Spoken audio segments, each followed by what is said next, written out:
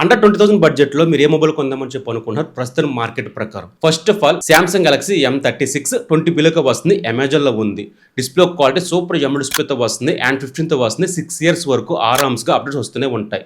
50 megapixel main camera, selfie 30 megapixel, Exynos processor 1330 processor అనమాట. 5000 mAh బ్యాటరీతో వస్తుంది. ఈ మొబైల్ ఈ ప్రైస్ సెగ్మెంట్ లో బెస్ట్ సెల్లింగ్ పాయింట్ అవుతుంది అన్నమాట.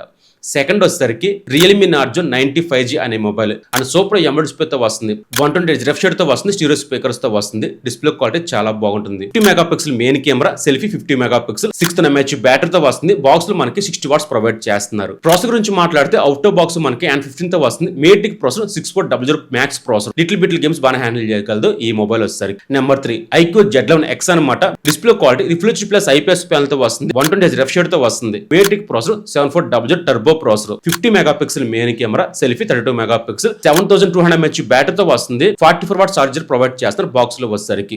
ఈ మూడు మొబైల్స్ కూడా అండర్ 20,000 లో బెస్ట్ మొబైల్స్ అనమాట ప్రస్తుతానికి ఉన్న మార్కెట్ ప్రకారం.